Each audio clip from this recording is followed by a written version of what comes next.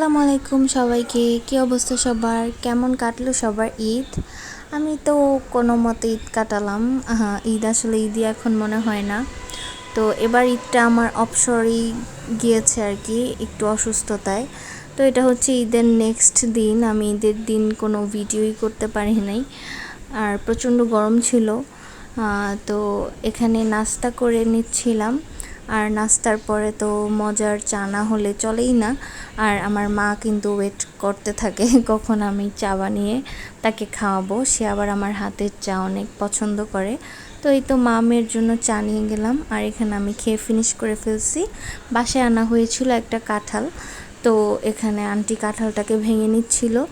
কাঁঠালগুলা দেখতে যেমন সুন্দর, খেতেও মজাই ছিল, কিন্তু মানে বিচি ছুলানোর আলসামিতে খেতে চাচ্ছিলাম না বলে আম্মু ছুলে দিচ্ছিল। আর এখানে আরও কিছু ফ্রুট আনা হয়েছিল, লিচু, আম আর হচ্ছে পেয়ারা। আর এখানে হচ্ছে আচার যে সেদিন বানানো হয়েছিল, তো সেটাকে আমি কন্টেনারে ভরে নিচ্ছিলাম।